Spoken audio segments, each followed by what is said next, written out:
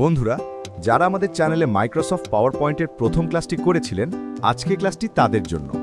আজকে আমরা দ্বিতীয় ক্লাসের কাজ শুরু করতে যাচ্ছি। আশা করি সবাই খুব মনোযোগ দিয়ে ভিডিওটি দেখবেন এবং পরবর্তী ক্লাসের জন্য আপনার গুরুত্বপূর্ণ মন্তব্য আমাদের জানাবেন। আপনাদের মন্তব্য আমাদেরকে নতুন নতুন ভিডিও তৈরিতে উৎসাহ দিবে। তাহলে চলুন দেরি না করে শুরু করা যাক পাওয়ার পয়েন্টের দ্বিতীয় ক্লাসটি।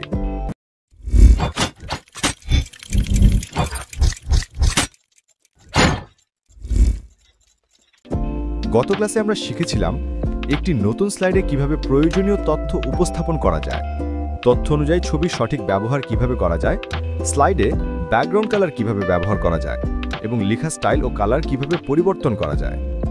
আজকে আমাদের প্রথম টপিক হচ্ছে কিভাবে স্লাইডের বিভিন্ন ডিজাইনে শেপের ব্যবহার করতে হবে।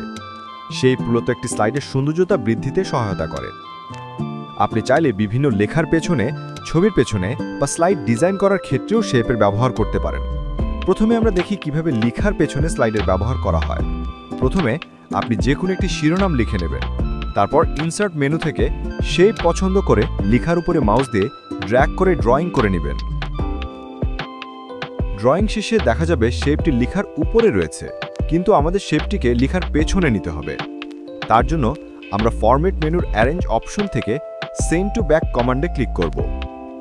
এবার ফরম্যাট মেনু শেপ স্টাইল থেকে শেপের একটি কালার পছন্দ করব। এবার শেপ স্টাইল অনুযায়ী লেখা স্টাইল বা কালার পছন্দ করে নেব।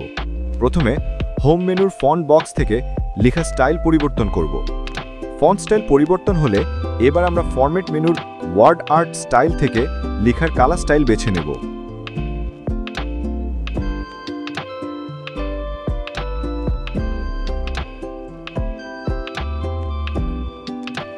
আমাদের দ্বিতীয় টপিক হচ্ছে নতুন স্লাইড যুক্ত করা।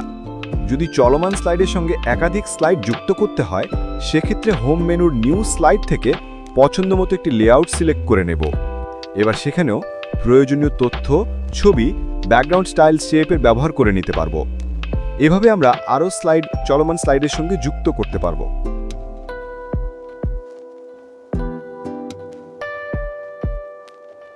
আবার যদি স্লাইড বেশি হয়ে যায়, সেক্ষেত্রে স্লাইড শর্টার থেকে অপ্রয়োজনীয় স্লাইডটি সিলেক্ট করে কিবোর্ড থেকে ডিলিট বাটন চেপে স্লাইড বাদও দিতে পারবো।